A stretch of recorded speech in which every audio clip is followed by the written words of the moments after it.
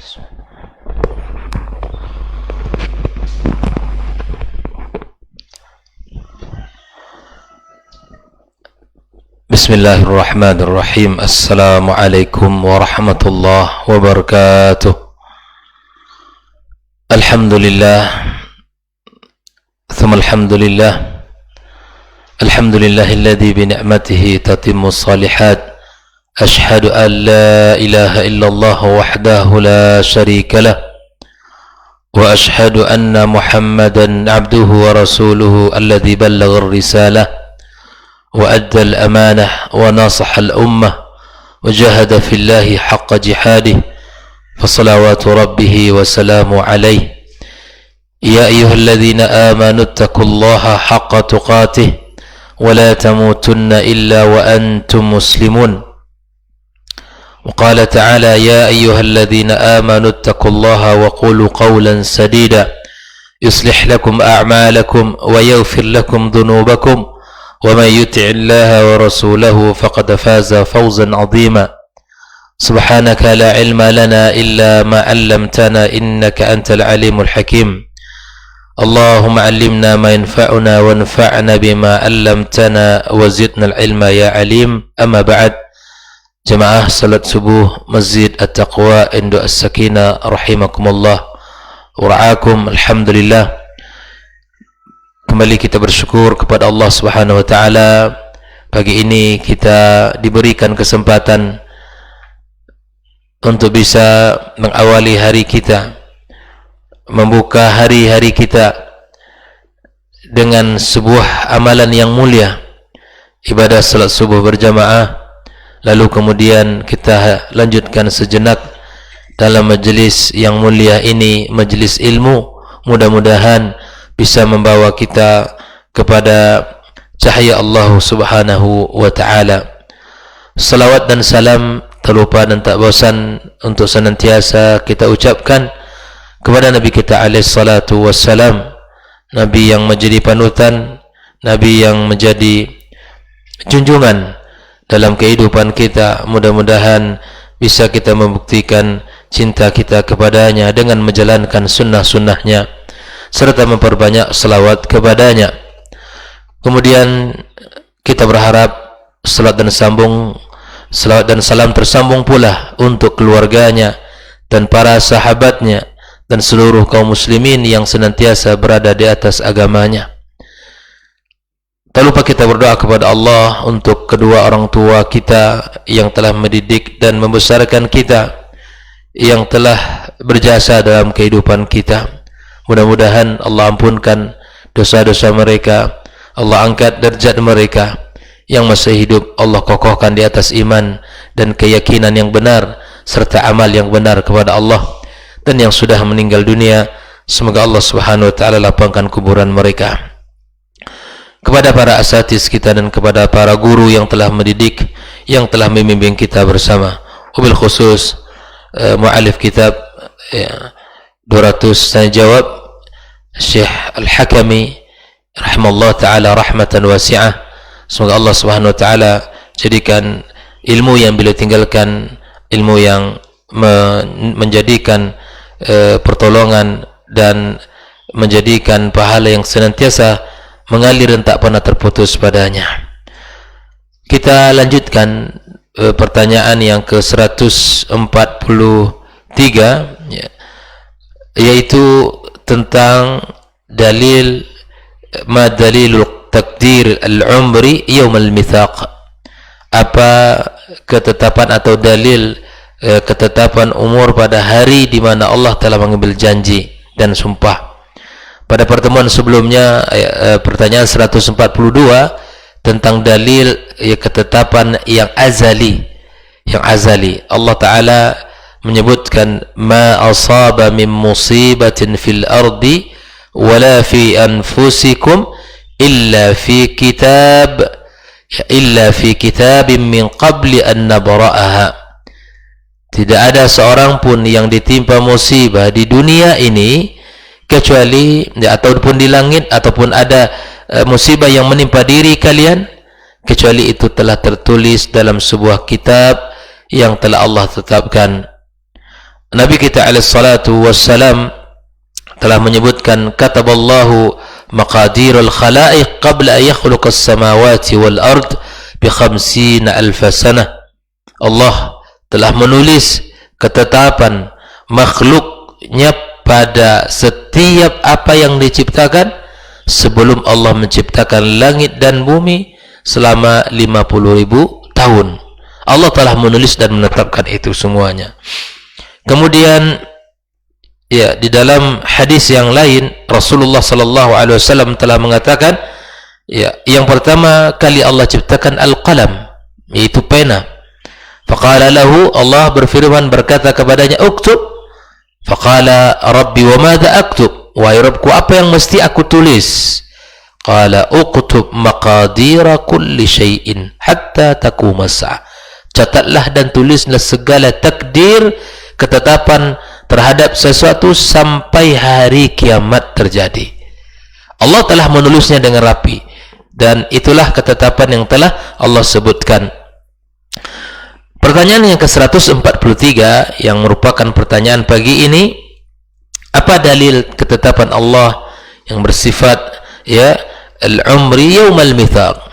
Maka dijawab oleh muallif kitab dengan menyebutkan firman Allah tabaraka wa taala, wa idh akhadha rabbuka min bani adama min zuhurihim dzurriyyatahum wa ashhadahum ala anfusihim alastu bi rabbikum qalu bala syahidna. Ketika Allah Subhanahu wa taala yang mengeluarkan keturunan Bani Adam dari sulbi mereka, maka Allah Subhanahu wa taala mengambil kesaksian mereka itu atas diri mereka. Allah telah mengambil sumpah itu atas masing-masing dari kita. Apa yang dikatakan Allah? Alastu bi rabbikum, bukankah aku adalah Tuhan kalian? Tuhan kalian. Qalu bala syahidna, na'am, kami telah bersaksi atas itu ya Rabb. Artinya semua dari kita ketika di alam rahim itu sudah mengambil kesaksian apa? Allah Rabb kita. Allah Rabb kita. Maka di dalam hadis yang lain, ketika Ishaq ibn Rahuya atau Rahawai ya menceritakan ada seorang laki-laki kepada yang datang kepada Rasulullah dan bertanya, ya Rasulullah, atabtadi'ul a'mal am qad madal qada? Ya Rasul, apakah aku mulai beramal, bekerja, berbuat ini, apakah aku memulainya sekarang ataukah memang telah ketetapan yang telah Allah tetapkan, sebuah ketetapan yang telah Allah tetapkan? Maka Nabi kita sallallahu alaihi wasallam mengatakan, innallaha ta'ala lamma akhraja dzurriyyata adam min zuhurihim ashhadahum ala anfusihim. Ingatlah ketika Allah telah mengeluarkan keturunan Bani Adam ya, kemudian Allah Subhanahu wa taala bersaksikan, mengambil kesaksian atas diri mereka ya, kemudian thumma afadha bihim fi kaffai faqal haula'il jannah wa haula'il nar. Kemudian Allah Subhanahu wa taala katakan mereka itu adalah untuk surga diciptakan dan mereka itu diciptakan untuk neraka. Fa ahlul jannati muyassaruna li amali ahlil jannah. Orang-orang penduduk surga, orang-orang yang penghuni surga akan dimudahkan Allah amal bagi jalan menuju surga. Wa ahlun nar, dan adapun penduduk neraka ya muyassarun li amali ahlin nar, pun Allah mudahkan baginya untuk melakukan perbuatan-perbuatan yang menghantarkan ke neraka Allah Azza wa Jalla.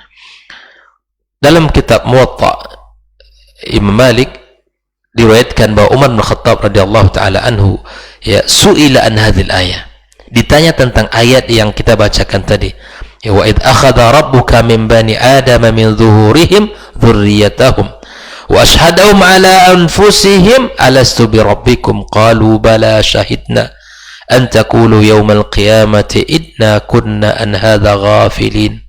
Umar ditanya tentang ayat ini, maka Umar menjawab dengan mengatakan, sami'tu Rasulullah yus'al anha, aku pun mendengarkan Rasulullah ditanya tentang ayat ini.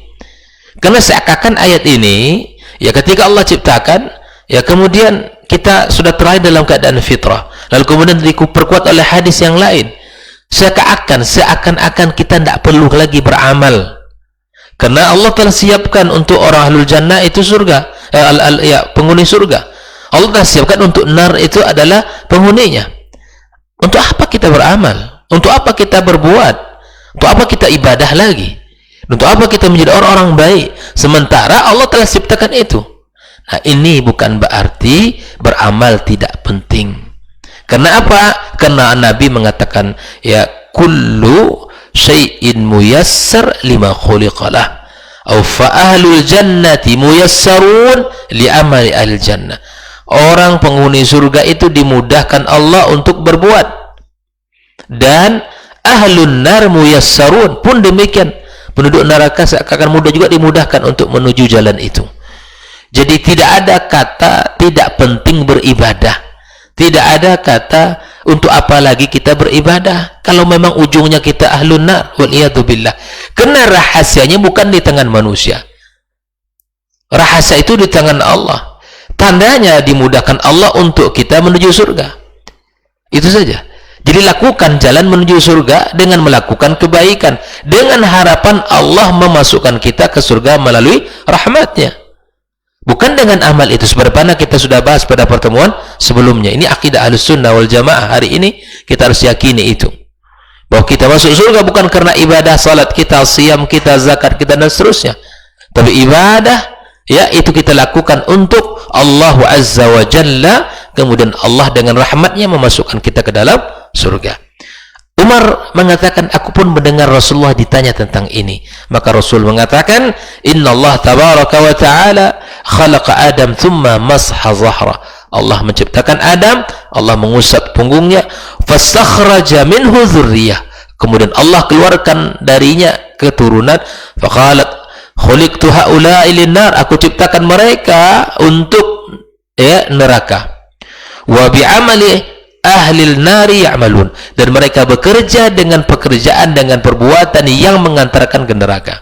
Jadi jelas bahwa Allah telah memberikan kepada kita pilihan dalam bab ini, apakah kita menjadi ahlun nar atau ahlul jannah, itu tergantung kepada kitanya. Allah telah mudahkan masing-masing untuk itu, dan Allah uji kita dengan ujian tersebut. Tidak disebutkan. Kita akan lihat lagi hadis yang lebih menekankan lagi tentang ini, ya. Dari Abdullah ibn Amr radhiyallahu taala anhuma qala kharaja alaina Rasulullah. Suatu hari Rasulullah datang kepada kami. Wa fi yadihi kitaban, dan di tangannya ada dua kitab, ya.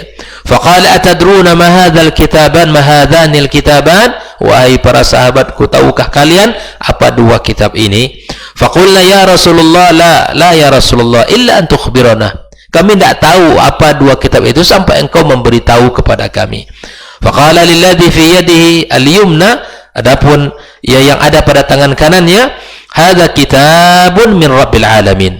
Di sini adalah kitab dari Rabbul Alamin, fihi asma'u ahlil jannah wa asma'u abaim wa qabailim. Di sini dalam kitab ini adalah nama-nama penghuni surga, ya, nama bapak-bapak mereka, bahkan nama kabilah-kabilah mereka tertulis rapi di sana.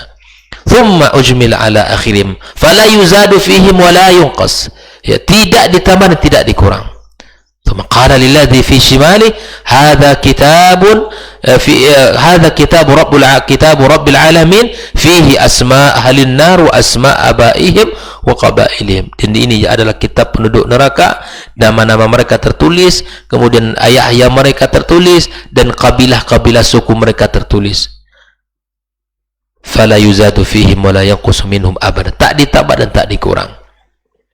Mendengarkan hadis ini, seakan-akan tidak ada lagi pintu kebaikan, itu sudah nggak perlu lagi. Sehingga para sahabat bertanya, sahabat yang hidup dengan dinaungi oleh wahyu, ya, Rasul masih hidup, bertanya dengan pertanyaan seperti ini, apalagi kita di masa hari ini, gitu kan? Sehingga mereka mengatakan, fa fimal amal ya Rasulullah. Kalau demikian halnya, untuk apa lagi kita beramal, ya kan? Untuk apa kita berbuat lagi? Untuk apa kita lagi dekat dengan Allah dengan segala bentuk ibadah yang kita lakukan ini? Kalau seandainya perkara telah seperti itu, kata para sahabat. Faqal, Ya, Nabi menjawab dengan semangat beramal. Saddidu wa qaribu. Ya. Saddidu wa qaribu, berusahalah, berbuatlah, melakukan kebaikan. Jangan kalian berputus asa. Jangan kalian menganggap diri kalian di ahli nar sehingga kalian tidak melakukan amal ahli jannah. Saddidu wa qaribu. Ini fi'il. Perintah dari Nabi sallallahu alaihi wasallam, fa inna sahibal jannah yukhtam lahu bi amali ahli jannah. Orang penduduk surga itu ditutup ajalnya mereka dengan perbuatan ahlul jannah.